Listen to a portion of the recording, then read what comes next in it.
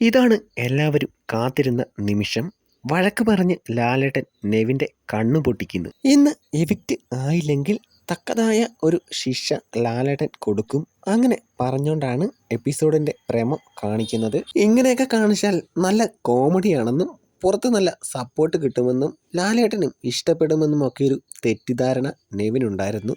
ഇപ്പോഴും ഈ മണ്ടൻ വിചാരിച്ചിരിക്കുന്നത് താൻ കാരണമല്ല ഷാനവാസിന് വയ്യാണ്ടായതെന്നും ഷാനവാസിന് ഓൾറെഡി ഹൃദയത്തിന് പ്രോബ്ലം ഉണ്ടല്ലോ, അങ്ങനെ ആയതെന്നുമാണ് ഇവൻ വിചാരിച്ചിരിക്കുന്നത്. ഇവൻ തന്നെയാണ് കാരണം, അല്ലെങ്കിൽ ഒരു അബദ്ധം പറ്റി, അങ്ങനെയൊരു ധാരണയെങ്കിലും വേണ്ടേ, എന്നിട്ട് അതനുസരിച്ച് പെരുമാറണ്ടേ. ഇത് അങ്ങനെയൊന്നുമല്ല, അതിനേക്കാൾ മോശമായിട്ടാണ് വീണ്ടും പെരുമാറിയത്.